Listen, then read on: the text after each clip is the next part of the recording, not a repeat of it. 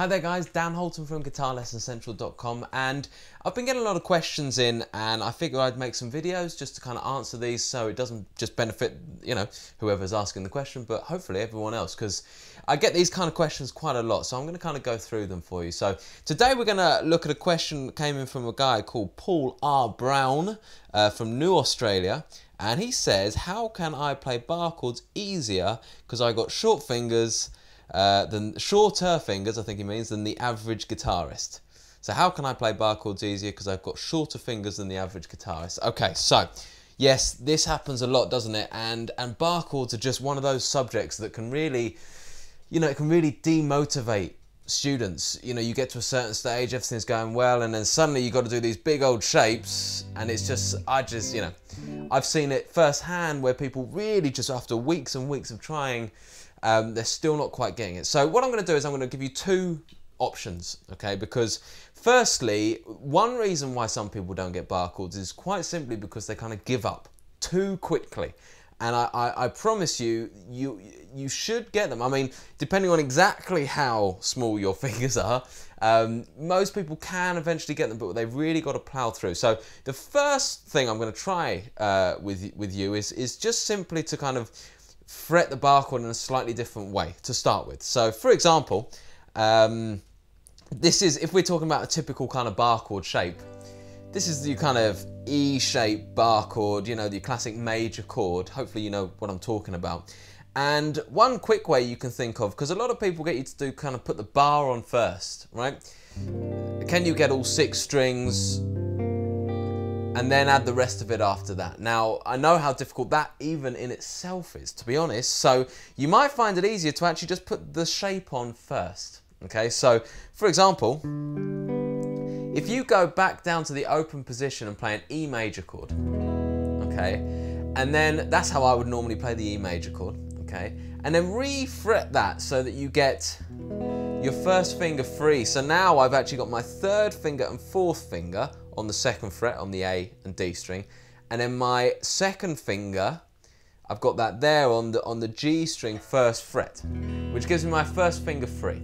So first things first, just literally take that, which you should be able to do if you're trying to tackle bar chords. If you can't do that, then that's probably why you can't quite get the bar chords yet. But that's there, and then slide it up. So I'm going to do a G bar chord here. So I've gone up here onto the 5th fret with my 3rd and 4th finger. And just try and get those 3 clear. So I'm picking the A, D, and G string.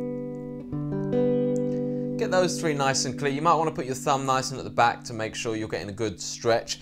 As with any open chord, you're trying to create like a nice bridge, so you've got nice clear sounding notes. And then try and throw this down, because at the very least, if you can get the low G, which is this 3rd fret of the E string, you'll have a major chord.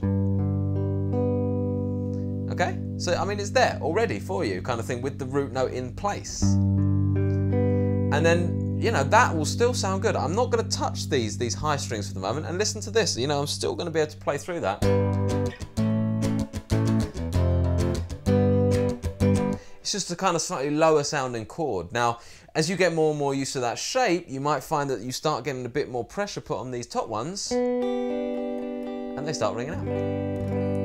But it is a gradual thing, and I must mention, I must say just how much work bar chords do take. Okay, so you've got to really put the hours in. I mean, like literally kind of an hour or so a day just on the bar chords, practicing them, putting them into songs, things like that. Now, if your fingers really are just too small and you're just totally fed up of that and you just can't, you know, if it's stopping you want to pick up the guitar, then it's no good, okay?